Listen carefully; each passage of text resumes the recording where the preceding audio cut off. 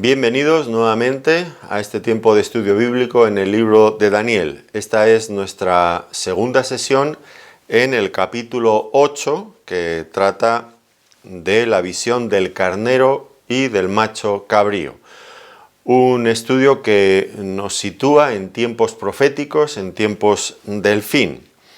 Y por lo tanto, al ser un pasaje profético, escatológico, pues encierra sin duda dificultades y quizás no tenemos respuesta para todo, pero intentamos hacer un acercamiento serio a la palabra de Dios, analizando cada uno de los detalles y llegar hasta donde la propia palabra nos permite, evitando en lo posible pues, la especulación y otras cosas que no se corresponden. Bueno, en nuestra primera sesión recordarán que tratamos hasta el versículo 14, donde se describió la visión que había tenido Daniel. Ya hablamos un poco de su interpretación, por eso en esta ocasión, que esta segunda parte tiene mucho que ver con la cuestión de interpretación de la visión, los detalles que ya hemos comentado, pues intentaremos pasar más rápidamente sobre ellos. Les animo a que vean la sesión previa para ahondar un poco más en todo esto. Bueno, pues como hacemos habitualmente, iremos leyendo pequeñas porciones y las iremos comentando, viendo el tema que tratan. La primera cosa entonces, una vez que Daniel ha tenido la visión, vamos a ver la intervención de Gabriel. Esto nos lleva al versículo 15, si quieren acompañarme en sus Biblias, Daniel capítulo 8, versículo 15 al 19. Esta será la primera lectura que hagamos. Dice así: Y aconteció que mientras yo, Daniel, consideraba la visión y procuraba comprenderla, he aquí se puso delante de mí uno con apariencia de hombre, y oí una voz de hombre entre las riberas del Ulai, que gritó y dijo: Gabriel, enseña a éste la visión. Vino luego cerca de donde yo estaba, y con su venida me asombré, y me postré sobre mi rostro. Pero él me dijo: Entiende, hijo de hombre, porque la visión es para el tiempo del fin. Mientras él aún hablaba conmigo, caí dormido en tierra sobre mi rostro, y él me tocó y me hizo estar en pie. Y dijo: He aquí yo te enseñaré lo que ha de venir al fin de la ira, porque eso es para el tiempo del fin. Bueno, pues ahora tenemos que Daniel tiene dificultades para entender la visión que acaba de recibir. Nos llama la atención, ¿no es cierto? Porque Daniel, que en capítulos anteriores había logrado interpretar las visiones de otros, de Nabucodonosor o aquello que había ocurrido con Belsasar, ahora él recibe en primera persona esta visión y tiene dificultades para entenderla. Y es necesario que Gabriel, un ángel, sea enviado expresamente para aclararle la interpretación. Esta cuestión de un ángel interpretando la visión o algún contenido de la palabra de Dios es característico de la literatura apocalíptica bíblica. Es un género que encontramos en ocasiones en la Biblia. Hay varios libros que tienen este elemento común. Apocalipsis es uno de ellos, Daniel es otro, Zacarías, en fin, hay partes de otros profetas que tienen esta identidad, esta característica. Lo que no quita que también hay otros libros fuera de la Biblia que tienen este mismo carácter apocalíptico, pero yo estoy hablando de este género en la Biblia. Esta es una de sus características. Y ahora notamos que Daniel, en el momento que aparece este personaje angelical, Gabriel, pues Daniel se queda sobrecogido ante este mensajero glorioso y se postra en tierra, rostro a tierra. Está impresionado, y esto es lo que ocurre una y otra vez cuando se dan situaciones similares. Un hombre ante un ángel. Estos seres gloriosos impresionan de este modo a los seres humanos. Y a veces me pregunto si los hombres nos impresionamos a este punto de caer en nuestras rodillas, postrados rostro a tierra ante otra criatura, un ser angelical. ¿Qué será cuando veamos al mismo Dios de la gloria? Si un ángel nos impresiona con su majestad, este aspecto glorioso que tienen, que reflejan la majestad de Dios, ¿qué será cuando estemos ante el mismo Dios del cielo? Será algo sin duda que nos llevará a rendirnos en adoración ante alguien tan maravilloso, sin lugar a dudas. Y uno de los efectos que tiene esto, tanto con Daniel como en otras ocasiones similares, es que él cayó como dormido, lo que viene a ser seguramente, quizás se trataba de un desfallecimiento. Quedó sin fuerzas. ¿Recuerdan ustedes aquella otra experiencia similar de Juan en el libro de Apocalipsis, en el capítulo 1 y versículo 17? Cuando le vi, también a un ser angelical, cuando le vi caí como muerto a sus pies. Y en ambos casos, tanto aquí como en Apocalipsis, el ángel tiene que tocarlos para reanimarlos. Después de este encuentro inicial, ahora Gabriel consigue que Daniel se reanime y empieza a explicarle la visión. Y hay detalles aquí en los que tenemos que fijar nuestra atención. Gabriel aclara, en primer lugar, que es una visión para el tiempo del fin.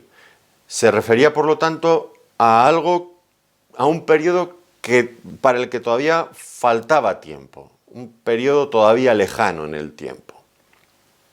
Ahora, esta expresión, el tiempo del fin, es una expresión típica en otras partes del Antiguo Testamento, el tiempo del fin. ¿A qué se refiere cuando se utiliza? Pues el tiempo del fin tiene que ver normalmente, frecuentemente, con la intervención definitiva de Dios para librar a su pueblo Israel de las fuerzas del poder de los gentiles. La intervención definitiva de Dios para librar a su pueblo Israel de los gentiles. De este uso lo veremos más adelante en este mismo profeta, en Daniel en el capítulo 11, los versículos 35 al 40, también en Daniel capítulo 12, los versículos 4 al 9. La intervención de Dios para librar a su pueblo Israel de los gentiles. Ahora, Gabriel añade otra cosa más, muy importante. Dice que lo que ha de venir al fin de la ira. Al fin de la ira. Y esta expresión es difícil, es un poco difícil. ¿A qué ira se refiere? Muy probablemente ahora nos vamos a hacer eco de un patrón generalizado a lo largo de todo el Antiguo Testamento. La ira de Dios sobre su pueblo Israel como consecuencia de sus pecados. Esto es un elemento frecuente en el Antiguo Testamento. Dios está airado con su pueblo en muchas ocasiones. Es verdad que castiga a las naciones gentiles alrededor. En cada uno de los grandes profetas, lea usted Isaías, dedica unos cuantos capítulos para expresar los juicios de Dios sobre las naciones fronterizas o no tan fronterizas con Israel, contra Egipto, contra Moab, incluso más al norte, Edom, al norte Asiria, Babilonia, Elam, Etiopía, juicios contra todas las naciones. Pero también en todos esos discursos proféticos, en todos esos oráculos, una y otra vez hay un juicio que normalmente ocupa el primer lugar contra el pueblo de Israel. Y los profetas, que se dirigen principalmente a ellos, explican las causas de tales juicios, que no son otras, pues que el pueblo había abandonado, había dejado a su Dios auténtico, el que los había formado como pueblo, el que los había librado de Egipto, el que les había dado en herencia aquella tierra que poseían. Ellos habían abandonado al Dios auténtico y en su lugar habían ido tras los Baales, esos dioses, esas divinidades cananeas, paganas, horribles, inmorales, algo tremendo. Así que Dios castigaba la infidelidad de su pueblo. Y en muchas ocasiones en estos profetas vemos que Dios castigaba la infidelidad de su pueblo por medio de otras naciones paganas, de otras naciones gentiles. Así que esto sería la ira de Dios contra su propio pueblo. Al fin, la ira de Dios contra su propio pueblo. Esta manifestación de la ira de Dios que comenzó de alguna manera muy visible, que todavía dura, con el tiempo de Nabucodonosor, cuando Nabucodonosor destruyó la monarquía davídica. Ningún hijo de la dinastía de David, ningún descendiente legítimo se sentó en el trono desde que Nabucodonosor quitó a Sedequías, el último rey de Israel, y se había llevado cautivos allí a Joacín y a Jeconías, bueno, todos estos reyes, aunque les cambian los nombres, y los había matado, ningún otro descendiente de la línea de David se había sentado en el trono. Y así ha sido hasta nuestros días, y sigue siéndolo así. Es verdad que Israel ha vuelto a su territorio, a la tierra que Dios les dio, y que pues, con grandes dificultades viven allí, y bueno, dificultades en cuanto a que siempre están en medio de un sinfín de conflictos, pero no tienen todavía un descendiente de David ocupando el trono, tal como Dios había prometido en su palabra, que un descendiente del reino de David se sentaría en el trono de David su padre y haría eterno aquel reino, un reino glorioso en medio de todas las naciones. Todo eso acabó como parte de la ira de Dios. La ira de Dios que entonces comenzó de esta forma que lo vemos hoy día, con Nabucodonosor, remontándonos siglos antes de Cristo, que todavía dura y que terminará ¿cuándo? Pues terminará cuando el Señor Jesucristo, el legítimo descendiente de David, se siente en su trono para establecer su reino eterno ya en esta tierra. Cuando Él venga, cuando el Señor Jesucristo vuelva en su segunda venida, pues Él juzgará a las naciones gentiles. Ahí es el tiempo del fin del que hablábamos hace un momento. Esto es para el tiempo del fin, como he dicho antes. La intervención definitiva de Dios para juzgar a las naciones gentiles y librar a su pueblo Israel. Pero antes, y esto es algo que el pueblo de Israel a día de hoy sigue sin escuchar la voz de Dios, antes Israel se tiene que arrepentir. Y como no se quieren arrepentir, siguen pasando por todas estas situaciones adversas, han pasado grandes penurias a lo largo de su historia y todavía van a pasar grandes dificultades. Y de esto nos va a hablar este capítulo. Ha de venir el fin de la ira. Acabará, pero hay ira. ¿Acabará el juicio de Dios sobre Israel? Sí, pero por el momento hay ira. La ira de Dios sobre su propio pueblo porque no le han conocido. Esto es algo que Dios dice una y otra vez en los profetas y que es paradójico. No me han conocido, mi pueblo no me ha conocido. ¿Cómo puede ser esto? Si es su pueblo, ¿cómo no le han conocido? Porque no le quisieron tener en cuenta. Le echaron, dice Dios, tras sus espaldas. Le dieron la espalda, no quisieron saber nada de él. Así que este es el cuadro profético que tantas y tantas veces viene presentado a lo largo de los profetas. Sí, es su pueblo, pero la han rechazado. Y Dios los juzga. Los llevará a un tiempo de juicio y de tribulación muy seria, que finalmente les hará clamar a Dios y se arrepentirán genuinamente. Y entonces aparecerá el libertador, que los librará de las naciones gentiles juzgándolas. Pero ya digo, eso será al final, en la segunda venida del Señor Jesucristo. Este es un esquema que se repite una y otra vez. Ustedes lean los profetas en el Antiguo Testamento reflexionando en todos estos detalles y comprueben esto que les estoy diciendo para ver si es cierto o no, pero creo que sí, que no hay duda de que esto es así. Luego Vamos a ver, siguiendo con nuestro texto, en esta interpretación de Gabriel, va a hablarnos del carnero de 2 cuernos y también del macho cabrío. Y vamos a ir notando cómo él va interpretando cada uno de estos detalles, aunque ya digo que esto vimos en la sesión anterior, vimos bastante, así que iremos rápido. Nos dice en primer lugar que el carnero que tenía los 2 cuernos, ya vimos que se refería a los reyes de Media y de Persia. Luego, el macho cabrío, por el que serían vencidos, era el primer rey de Grecia, dice aquí, el rey primero. Bueno, es verdad que Filipo II de Macedonia, el padre de Alejandro Magno, pues fue el que unificó a todas las ciudades-estado de Grecia, bueno, a excepción de Esparta, pero en realidad el primer rey, tal como se conoce en la historia, pues era Alejandro Magno. Ya vimos que Alejandro Magno murió muy joven y su reino inmenso se dividió, no sin dificultades y después de bastante tiempo, se dividió entre 4 de sus generales que, nos dice aquí, no lograron igualar la extensión del reino de Alejandro Magno. Miremos los versículos 20 al 22. Dice: en cuanto al carnero que viste, que tenía 2 cuernos, estos son los reyes de Media y de Persia.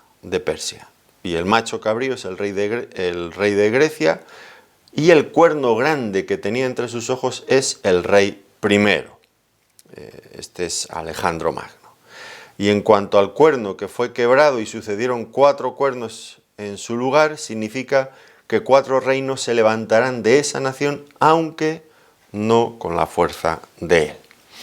Y a continuación viene un tema que ahora sí que va a dedicar mucho, en el que Gabriel quiere llamar mucho la atención de Daniel, y es el cuerno pequeño. Vamos a leer versículo 23 al 25, dice: y al fin del reinado de estos, cuando los transgresores lleguen al colmo, se levantará un rey altivo de rostro y entendido en enigmas, y su poder se fortalecerá, mas no con fuerza propia, y causará grandes ruinas, y prosperará, y hará arbitrariamente y destruirá a los fuertes y al pueblo de los santos. Con su sagacidad hará prosperar el engaño en su mano, y en su corazón se engrandecerá, y sin aviso destruirá a muchos, y se levantará contra el príncipe de los príncipes, pero será quebrantado, aunque no por mano humana. Bueno, notemos entonces aquí este nuevo personaje, este cuerno pequeño que anuncia Gabriel, que se levantaría después de esos 4 reyes que sucederían a Alejandro Magno. Y es un rey altivo de rostro, entendido en enigmas, del que nos va a dar diferentes características. Nos presenta realmente un cuadro muy detallado. Y lo hace porque no es que tenga especial interés en un rey concreto en la historia de la humanidad. No es este el propósito, y esto lo tenemos que tener en cuenta de antemano. El propósito no es hablarnos de un rey, de una dinastía por ahí perdida de entre los 4 sucesores de Alejandro Magno. Eso no tendría mucho significado para nosotros en esta vida como creyentes, ¿no es cierto? Así que su propósito tiene que ir más allá, tiene que ser otro. Y lo vamos a ver en este estudio con la ayuda del Señor.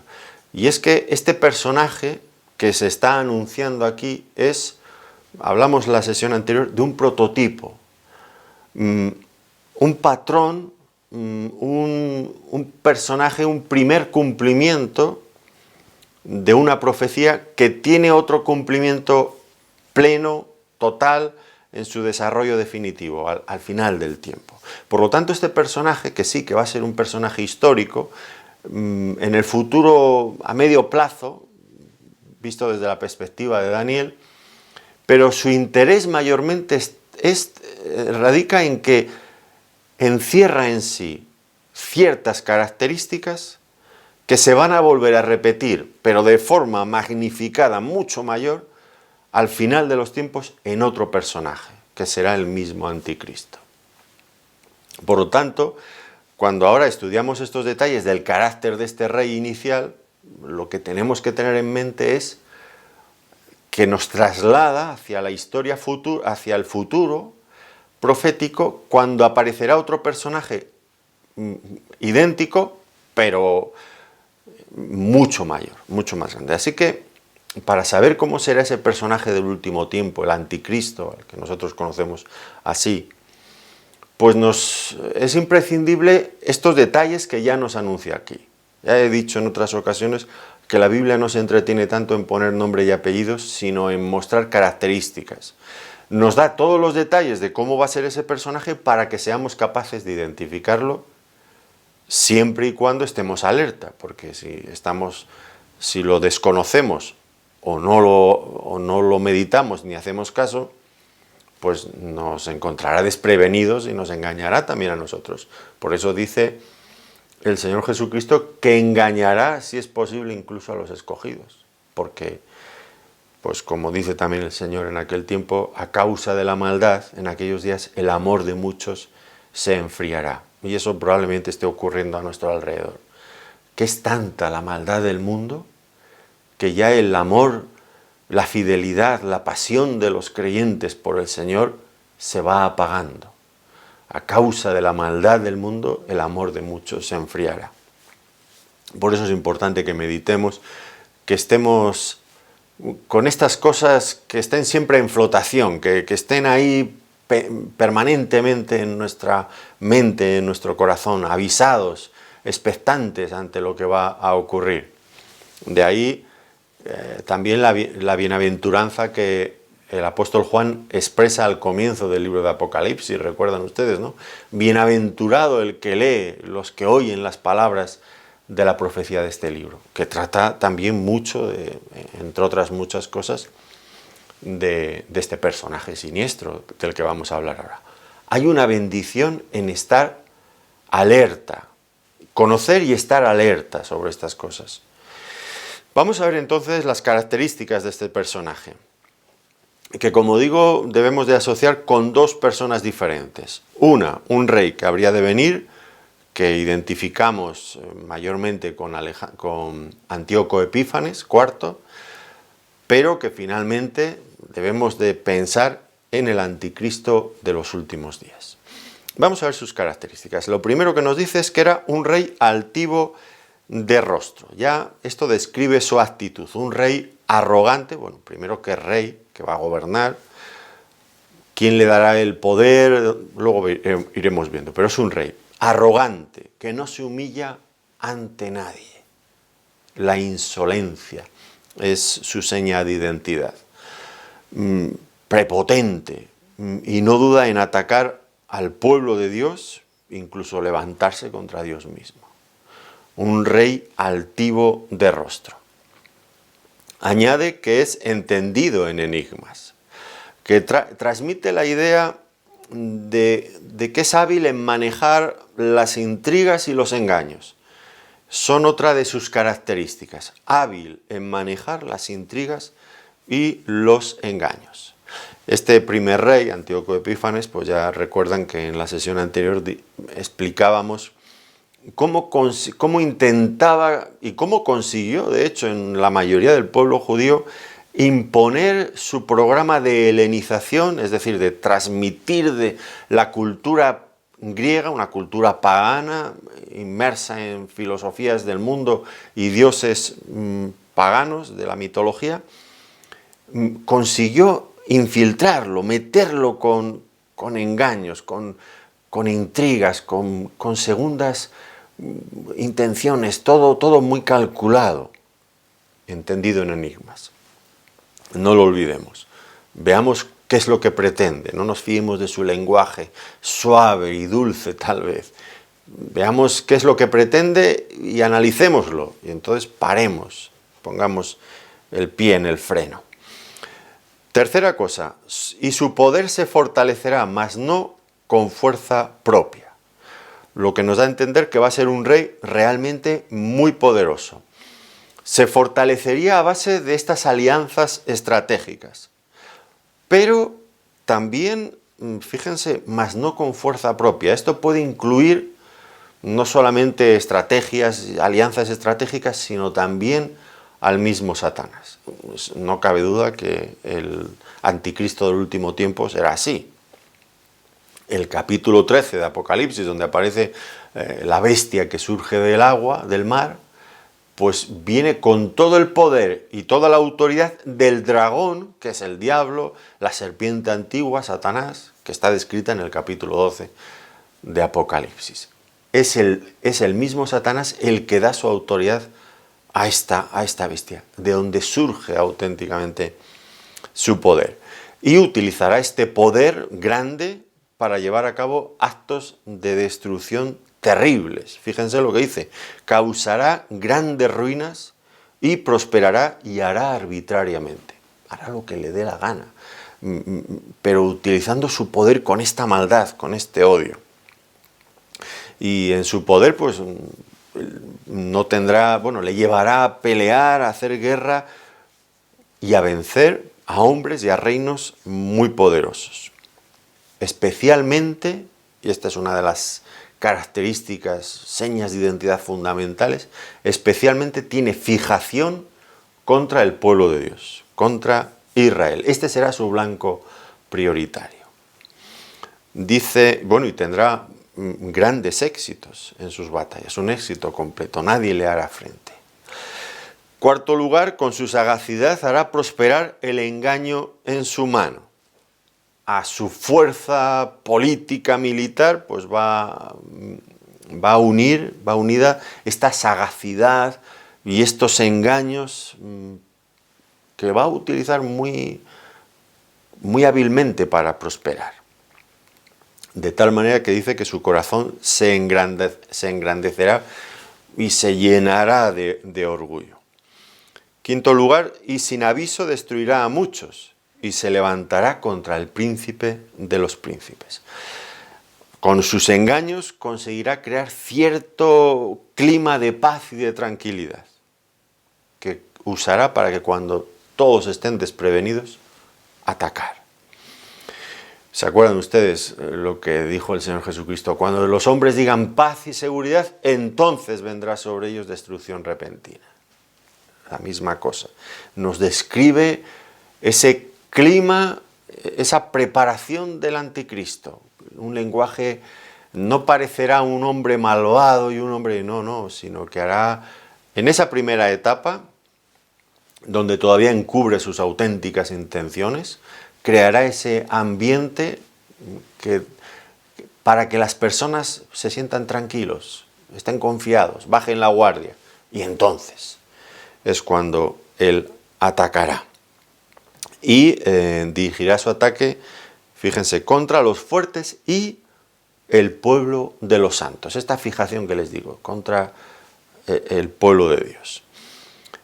Contra el pueblo de Dios y contra Dios mismo. Porque en realidad lo que odia es a Dios y todo lo que es de Dios. A tal punto que dice que también se levantará contra el príncipe de los príncipes. ¿Quién es este príncipe de los príncipes? Pues aquí creo que lo más lógico es pensar el Mesías de Dios, ese descendiente de la línea de David que llevará a su pleno desarrollo aquello para lo que David y su descendencia inicial, aquellos hombres, pues eran débiles. El propio David, me acuerdo aquella oración al final de sus días, la honestidad que él manifestaba, dice: Dios me ha prometido que un descendiente mío va a ser rey y se va a sentar en el trono de Dios eternamente y para siempre. Pero ¿qué es mi descendencia? ¿Quiénes son estos? ¿Quién soy yo? Para que esto se pueda cumplir. Y es que los últimos capítulos de Segunda de Samuel, esa lucha no aparece como una lucha, pero en el fondo está eso, ¿no? Por conseguir el poder. Y ustedes recuerdan los hijos mayores de David. ¿A cuál de ellos peor? Amnón, que viola a su hermana Tamar. Absalón, que mata a Adonías, que se levanta y da un golpe de estado mientras su padre todavía estaba vivo. Y David dice: ¿quiénes son mis hijos? ¿Quiénes son mis descendientes para que alguien cumpla esto? Por lo tanto, el príncipe de los príncipes no era David, no era tampoco Salomón. esperaba, el propio David se daba cuenta perfectamente, era un hombre de una visión y una honestidad. Él mismo esperaba a alguien más grande. Y ese no puede ser otro nada más que nuestro Señor Jesucristo, el auténtico descendiente de David, el rey legítimo, el príncipe de los príncipes. Bueno, pues aquí vemos a este anticristo, a este cuerno pequeño que se levanta contra el pueblo de Dios y contra el príncipe de los príncipes, contra el Mesías. En su arrogancia levanta su rostro contra Dios e intenta luchar contra el Mesías.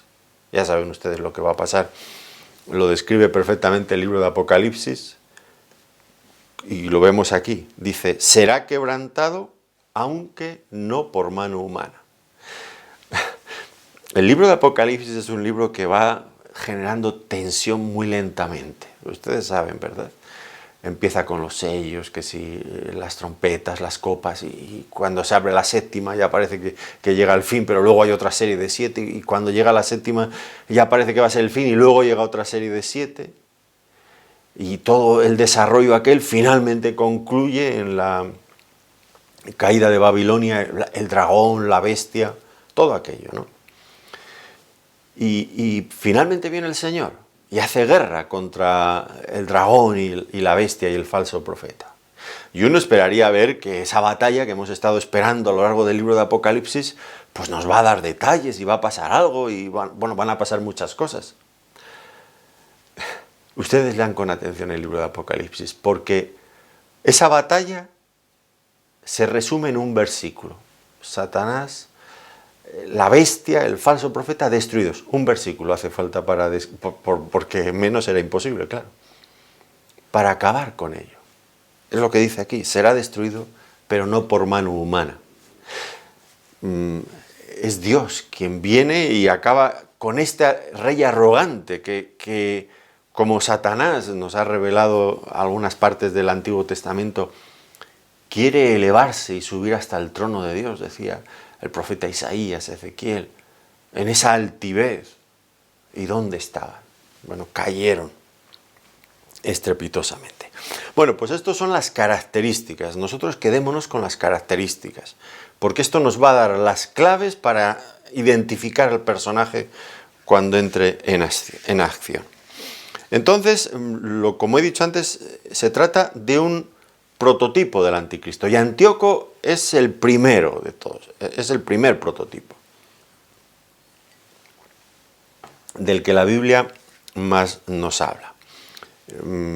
Lo han identificado muchos con Antíoco IV Epífanes. Es curioso porque Epífanes, que era como a él le gustaba llamarse, es el nombre con el que gobernaba Antíoco IV, Epífanes. Bueno, Epífanes significaba Dios manifestado. Ya se dan cuenta por dónde iba este hombre, ¿no? Y este Antíoco Epífanes, que ya comenté, que viene de la línea, un descendiente de uno de esos 4 generales que dejó Alejandro Magno, Seleuco, al que le correspondió la parte norte, la parte norte vista desde Israel, lo que era Siria y aquellos reinos. Pues este Antíoco IV Epífanes, que era descendiente de Seleuco, peleó y derrotó 2 veces a Ptolomeo. Ptolomeo era otro de los generales que habían sucedido a Alejandro Magno, y a él le había tocado Egipto. Bueno, realmente no a Ptolomeo, aquel primer general, sino la dinastía siguió, y a 2 reyes de los Ptolomeos. Pues los venció. Y después conquistó Jerusalén después de haberles engañado con palabras pacíficas. Esto que hablábamos antes, ¿no? Cómo conjugaba el engaño, esa habilidad para hacer creer, confiar, que la gente se confiara, y después, cuando estaban desprevenidos, atacarles. El primer libro de Macabeos, que ya dije en nuestra sesión anterior que no es un libro inspirado por Dios, pero es un libro de historia muy interesante por una cuestión, y es porque, al igual que Daniel 11, que trata con mucho detalle de lo que ocurre en el periodo intertestamentario, porque ustedes saben que desde que pasamos la hoja donde dice Antiguo Testamento al Nuevo Testamento hay 400 años, desde Malaquías, el último profeta, hasta que empieza Mateo, 400 años. ¿Qué pasó en esos 400 años? Daniel, capítulo 11, va a entrar en el detalle exacto de todo lo que iba a pasar. Y Macabeos, los dos libros de Macabeos, que son libros pues con bastante historia de ese periodo, nos informan de cómo se cumplieron muchas cosas que escribió Daniel y de lo que pasó en Israel en todo aquel periodo. Muy importante para entender luego los evangelios, porque el contexto, el ambiente sociocultural, religioso que se vive en la época del Señor Jesucristo, cuando Él aparece, pues es el fruto de esos años, de esos siglos. Hay que entenderlo, ¿no? Bueno, pues Macabeos me he ido un poco me he desviado de mi tema. Macabeos es interesante por esto, porque cubre un periodo, pero hay que verlo como un libro histórico y siempre matizando, porque a veces los añadían ciertas cosas que no eran tan historia, ¿no? Pero bueno, ahí en Macabeos se nos dice que con palabras pacíficas los había engañado. Eso lo podrían ver en el primer libro de Macabeos, en el capítulo 1 y el versículo 29, porque estos libros aparecen en las Biblias católicas. Ellos no es que los tengan propiamente como inspirados del mismo modo que los otros libros, para ellos son deuterocanónicos, o sea, como de segunda categoría, pero los tienen ahí en su Biblia, aunque bueno, eso sería un tema largo de discutir. Nosotros no lo tenemos. El Señor nunca los citó, ni los apóstoles los reconocieron como inspirados, ni tampoco lo eran para los judíos. Pero bueno, tenían ese valor. Y por eso en la Biblia católica aparecen también con capítulos y versículos. Bueno, pues esto nos sirve de referencia. Bien, a lo que yo iba, que ya me he desviado de mi tema. Este Antíoco Epífanes atacó al pueblo de Israel después de que había conseguido que se confiaran y estuvieran tranquilos. ¿Y para qué? ¿Qué es lo que pretendía? También lo dijimos, pues introducir la cultura griega y sus dioses en Israel, acabar con el judaísmo como religión. Para ello profanó el templo, se llevó todos sus tesoros. Un personaje, este Antíoco Epífanes, que veremos luego en Daniel 11, en los versículos 21 al 45, una porción extensa que vuelve otra vez a tratar del mismo personaje. Daniel 11, del versículo 21 al 45. A mí me desagrada un poco tener que hablar de estas cosas en los estudios bíblicos, hablar del anticristo, porque realmente lo que me gusta es hablar de Cristo. Pero está en la Biblia, y no es que yo quiera poner un énfasis excesivo en esto, pero aparece en ciertas ocasiones y debemos de hablar de él. Este personaje fue uno de los peores dictadores que actuaron contra el pueblo de Israel. Y por eso, por el daño, el dolor que les causó, pues ha sido considerado como una representación anticipada del anticristo del futuro, aparte de que porque Daniel da detalles muy precisos para identificarlo con Antíoco IV Epífanes. Ahora, hemos dicho que una profecía puede tener, por lo tanto, varios cumplimientos. Un cumplimiento inicial que consistiría en un prototipo y otro cumplimiento definitivo al final de los tiempos, un cumplimiento pleno y total. Y esto creo que lo vemos incluso en estos capítulos, en el capítulo 7 y en el capítulo 8. Debemos de entenderlo así y entonces podremos salvar una de las dificultades que tiene estos dos capítulos desde esta perspectiva. Voy a explicarme, voy a intentarlo. En el capítulo 7 ustedes recuerdan que también apareció un cuerno pequeño, que hacía cosas, sus características eran similares a las de este cuerno pequeño que aparece ahora en el capítulo 8. Sin embargo, hay diferencias en el contexto en el que surgen ese personaje. Recuerdan ustedes que en el capítulo 7 el cuerno pequeño surge en el contexto de la cuarta bestia, que representaba al Imperio Romano. Mientras que aquí en el capítulo 8 el cuerno pequeño surge en el contexto de la tercera del Imperio griego, lo que sería el equivalente a la tercera bestia de la visión de Daniel capítulo 7. ¿Por qué? ¿Por qué? ¿Por qué esta diferencia? ¿Es la misma bestia? ¿Son dos bestias diferentes? Bueno, pues deben de ser dos bestias diferentes, dos cuernos diferentes, dos personas diferentes, porque surgen en contextos distintos. Uno, aquí, en el contexto de los sucesores del Imperio griego, todavía, por lo tanto, en la tercera bestia, y otro, al final de los tiempos, al final de la cuarta bestia, al final ya de los tiempos. Y creo que debemos de interpretarlo de esta manera, como que el cuerno pequeño que surge en la tercera bestia, el que vemos aquí en el capítulo 8, es un prototipo que anticipa características de ese cuerno pequeño que va a aparecer al final de la cuarta bestia, al final de los tiempos. En todo caso, las características son similares, porque cuando leemos con atención, ¿se acuerdan ustedes lo que vimos acerca del cuerno pequeño que surgía al final en el capítulo 7 y el que vemos ahora? Son idénticas. ¿Cuáles son esas? ¿Qué combinación de características hay entre los dos? Pues miren, ya lo vimos y ya lo hemos hablado hoy, en esta ocasión también. Su oposición contra el Dios del cielo, eso para empezar. Su odio contra el pueblo de Israel. La combinación astuta de engaños para poder conseguir sus propósitos, que no son otros, nada más que alejar al pueblo de Dios de Israel. Por lo tanto, pues tenemos distintos personajes, uno de ellos antes, otro después. Uno que ya nos anticipa cómo va a ser el del final. ¿Y por qué? ¿Por qué razón esto? ¿Por qué esta duplicidad de personajes? Bueno, en realidad entiendo que Satanás, como un ser creado, porque ha sido un ser creado, pues no lo sabe todo, no es omnisciente.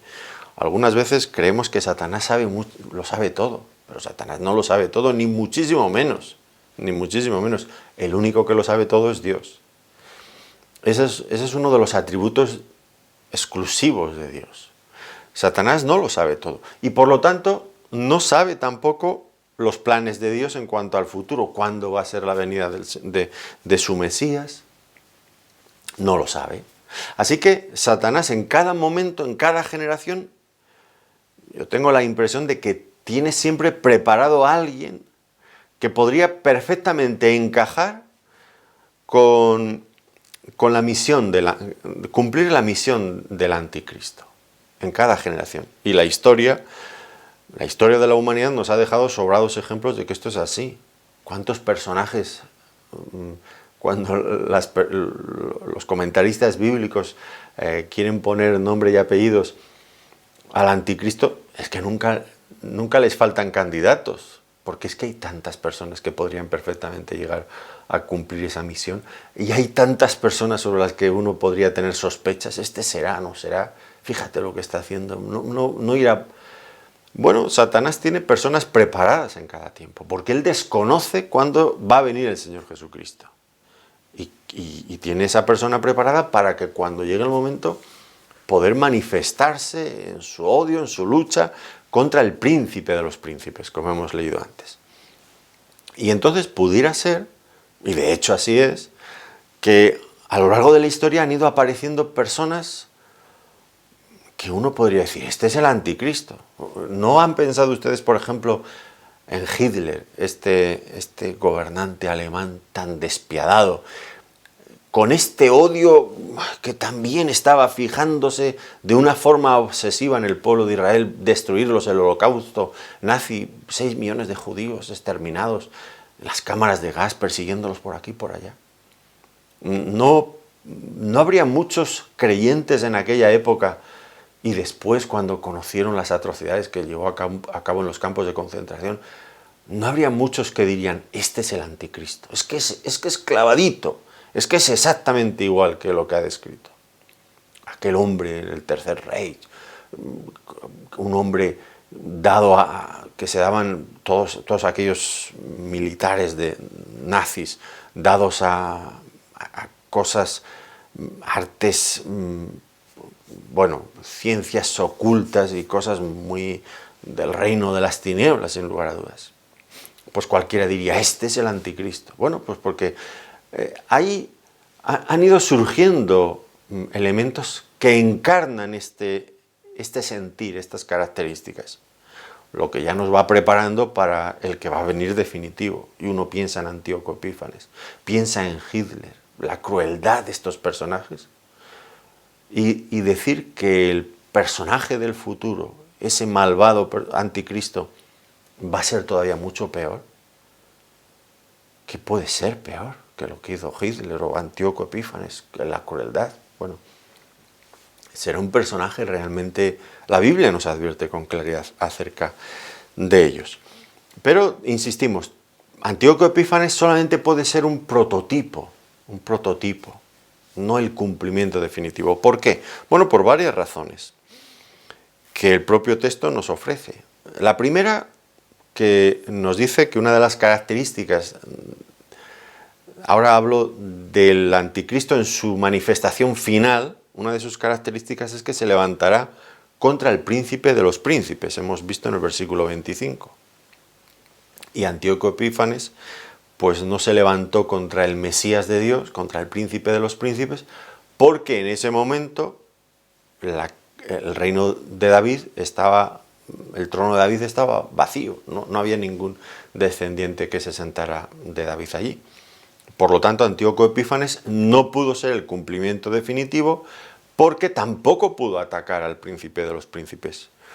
Hay que pensar, ¿se cumple en Antíoco Epífanes? Sí, en parte, algunas cosas, pero no completamente, porque ya digo, el cumplimiento pleno será al final de los tiempos. Otro detalle tiene que ver con la muerte de este rey malvado, de este cuerno pequeño. Y dice que sería quebrantado, aunque no por mano humana. Y por lo que sabemos de Antíoco Epífanes, pues murió de muerte natural. Mientras que el anticristo va a ser derrotado, vencido, echado al lago de fuego que arde con azufre y fuego eternamente. Y será por una intervención sobrenatural de Dios que lo juzgará. Otra de las diferencias es la duración de la tribulación.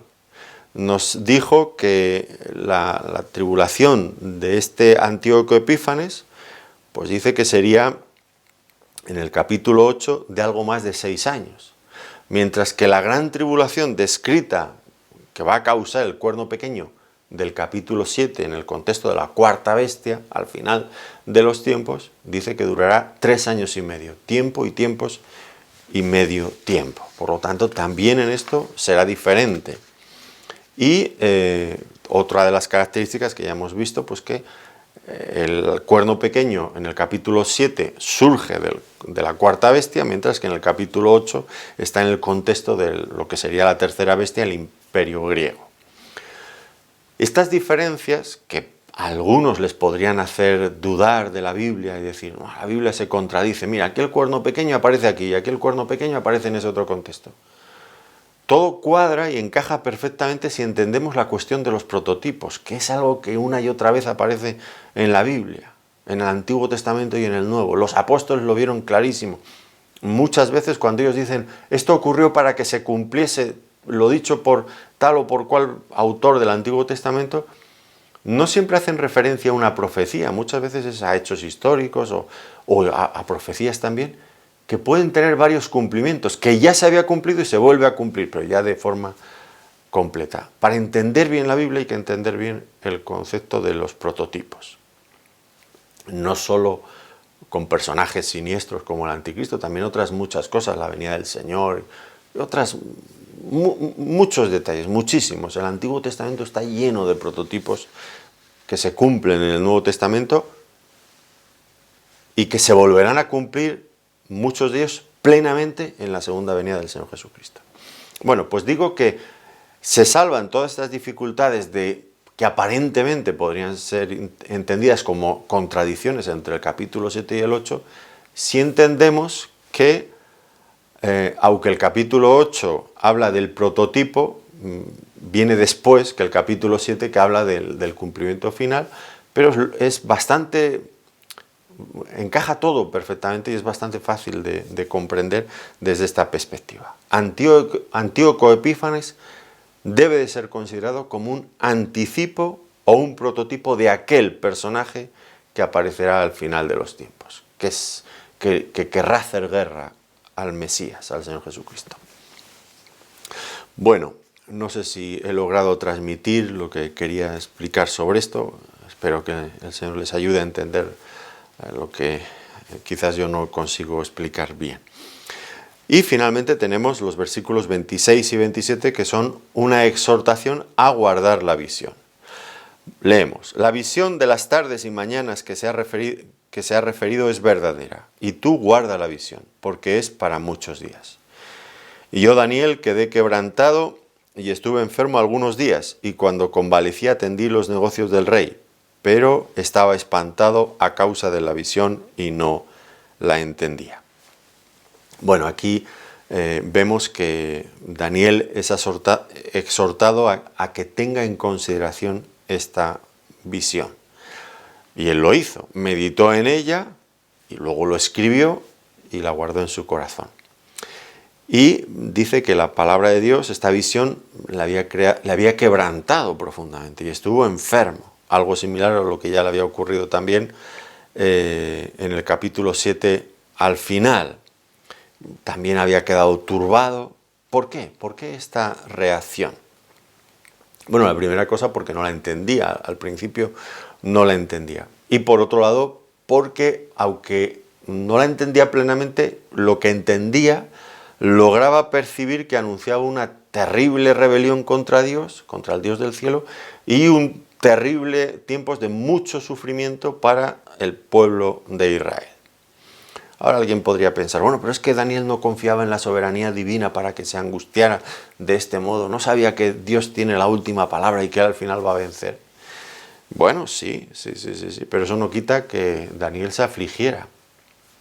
Hace tiempo escuchaba o leía de un hermano que contaba esto de una forma muy gráfica, creo que se puede entender.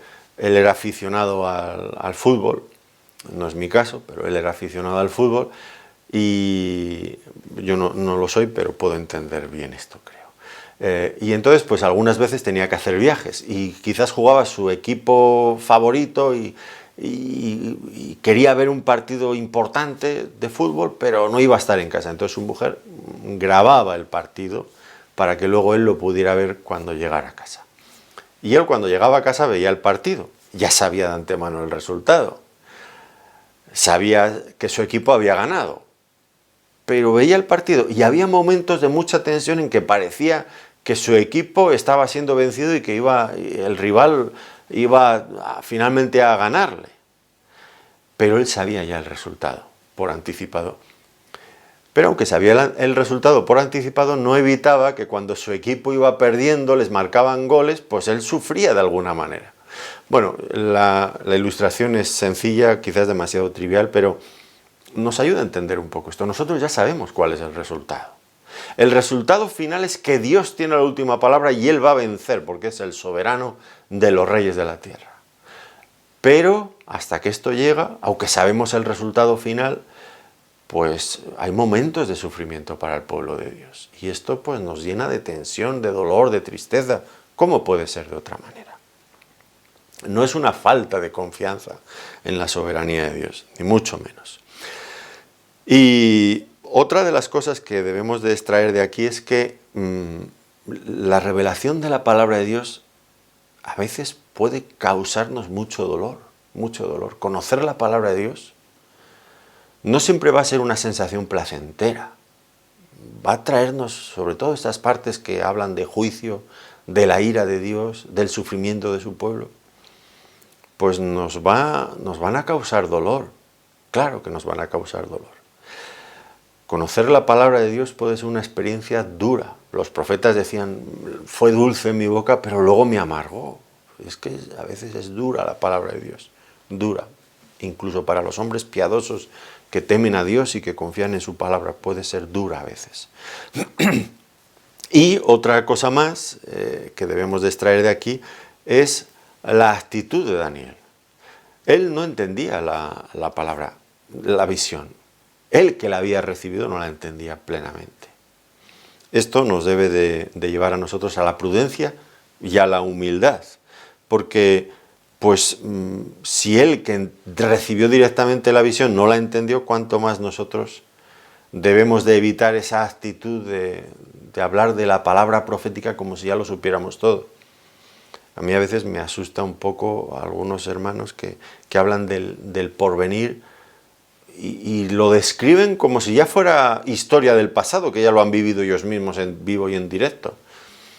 Bueno, es verdad, tenemos convicciones, intentamos explicar el texto bíblico, pero tampoco queremos hacer dogmas de todo lo que estamos diciendo, ni mucho menos. Y queremos que cada persona que nos escucha pues examine todo este contenido, corrobore cuánto hay de verdad o cuánto está desatinado, que lo corrobore en la palabra de Dios, leyendo otros profetas, otras partes, y que lo compruebe. Pero manteniendo siempre esta actitud de prudencia, porque nos podemos equivocar. No olviden que los creyentes del Nuevo Testamento que esperaban al Mesías se equivocaron todos al interpretar las profecías del Antiguo Testamento y no lograron reconocer al Mesías, al Señor Jesucristo, por muchísimo tiempo, aun los mejores, porque interpretaron mal la profecía del Antiguo Testamento. Cuánto más nos debe llevar a nosotros a la prudencia y a la humildad. Daniel necesitaba reposar y meditar en todo esto, y a ello era animado por el ángel Gabriel. Reposar y meditar para cobrar fuerzas y seguir su camino. Y nosotros también. Hay una insistencia. Yo digo que no me gusta mucho predicar acerca del anticristo y todo esto. No es plato de buen gusto para mí, porque me resulta... No me gusta. Hombre, a mí lo que me gusta, ya lo he dicho, es hablar del Señor Jesucristo. Y sin embargo, esta insistencia de la palabra de Dios a llevarnos a este tema, que aparece en bastantes ocasiones. ¿Por qué? Porque lo necesitamos. Aunque no nos guste, lo necesitamos. Tenemos que estar preparados frente a lo que va a ocurrir, conocer sus tácticas, conocer sus intenciones. De otro modo, nos encontrará desprevenidos y nos engañará, y será terrible. Pues mantengamos todo esto en nuestro corazón, como hizo Daniel. Reposar, meditar, para cobrar fuerzas para seguir adelante en nuestro peregrinaje y en la lucha cristiana. Bueno, pues tendremos que seguir con este interesante profeta que nos traslada a tiempos futuros todavía, pero que lo hace con esta sensibilidad de un hombre auténticamente temeroso de Dios, del que tanto tenemos que aprender. Pues con la ayuda del Señor seguiremos estudiando este profeta. Hasta entonces, que el Señor les bendiga muy ricamente.